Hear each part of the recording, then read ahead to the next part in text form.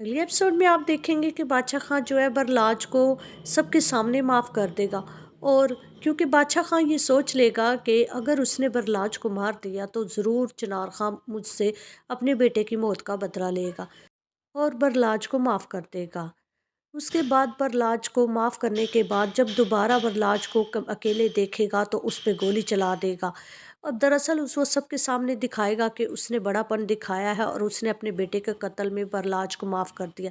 लेकिन ऐसा नहीं होगा, क्योंकि बादशाह खां जानता है कि अगर उसने बरलाज को इस तरीके से मारा तो चिनार खां ज़रूर उससे अपने बेटे का बदला लेगा।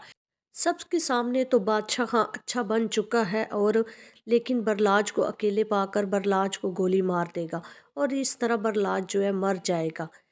लेकिन ये देखकर चिनार खां को बर्दाश्त नहीं होगा। चिनार खां जो है इसका बदला लेने के लिए वो अपने भाई बादशाह खां को, जब उसके पता चलेगा कि ये गोली बादशाह खां ने ही चलाई थी, तो वो इसका बदला लेने के लिए बादशाह खां को भी मार देगा। इस तरह दुराब खां के घर से एक नहीं दो जनाजे उठेंगे, एक बादशाह खां का और दूसरा बरलाज का।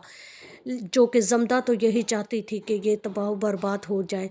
जमदा दिल में बहुत खुश होगी कि उसने बहुत ज़्यादा बड़ी कामयाबी हासिल कर ली है।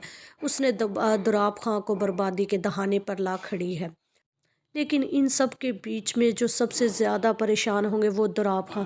दुराब खां तो जल्द अज जल्द अपने दुश्मन को ढूंढ निकालना चाहते हैं, क्योंकि दुराब खां चाहता है कि उसको पता चल जाए कि ये सारी साजिशें कौन कर रहा है उनके खिलाफ़, किस तरह उसके बेटे एक दूसरे के दुश्मन हो गए हैं।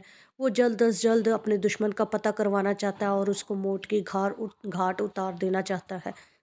अगले सीन में देखेंगे कि बरीरा जो है जमदा को बताएगी कि अगर बादशाह खां बरलाज को मार देते तो चिनार खां कभी बादशाह खां को माफ़ नहीं करता।